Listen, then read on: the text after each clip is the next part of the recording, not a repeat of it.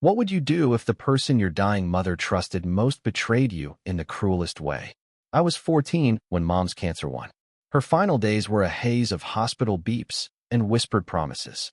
She held my hand, her grip weak but desperate, and told me her best friend, Ellen, would take me in. Ellen, with her warm hugs and homemade cookies, had been like an aunt. Mom trusted her. I trusted her. But trust, I learned, is a fragile thing, easily shattered by greed and lies. Mom passed on a rainy Tuesday.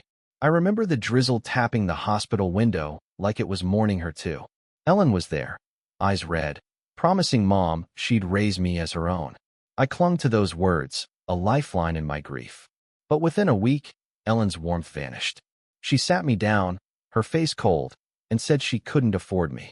I was too much responsibility.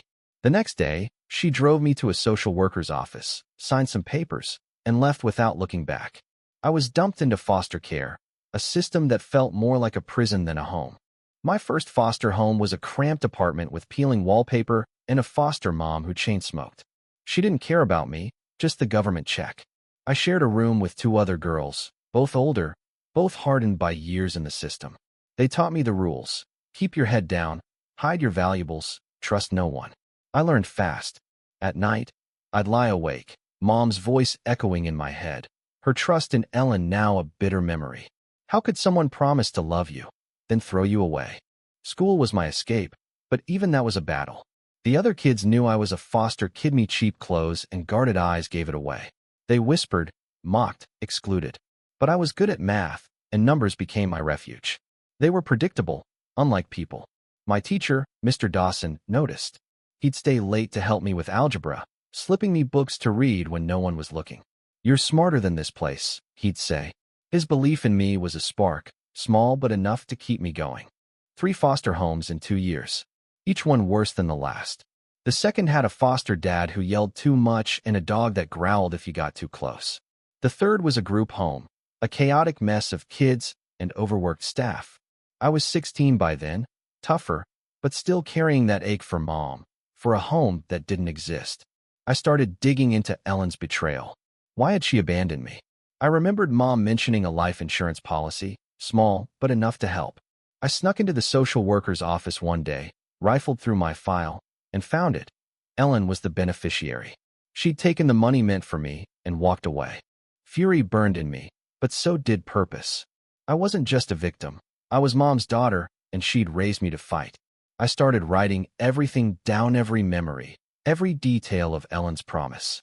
I saved every penny from odd jobs, dreaming of the day I could confront her. At night, I studied harder, fueled by the thought of proving her wrong. Mr. Dawson helped me apply for scholarships, his quiet encouragement a lifeline. You're not defined by what they did to you, he said. I held on to that. When I turned 18, I aged out of foster care. No home, no family, just a backpack and a high school diploma. But I had a plan. I tracked Ellen down. She lived in a nice house now, probably bought with Mom's money. I knocked on her door, heart pounding. When she saw me, her face paled. I didn't yell. I didn't cry. I just handed her a letter I'd written, detailing every moment of pain her betrayal caused. This is who you are, I said, my voice steady. But it's not who I am. She stammered, tried to explain, but I walked away. That moment wasn't for her, it was for me. I got into college on a scholarship, studying engineering. Numbers still felt safe, but now they were building my future. I found a tiny apartment, worked nights at a diner, and started therapy to untangle the hurt. It wasn't easy. Some days, the weight of Mom's loss and Ellen's betrayal still crushed me. But I kept going, because giving up would mean they won. Looking back, I see the girl who survived foster hell, who turned betrayal into strength. I'm not just Mom's daughter anymore, I'm me, scarred but standing. Ellen's choice could have broken me, but it didn't. I built my own family, not of blood, but of trust. Mr. Dawson, my therapist, the friends who saw me for me. They taught me that love isn't a promise spoken, it's a promise kept. And I'm keeping Manito Mom. To myself, though, live a life she'd be proud of, no matter what.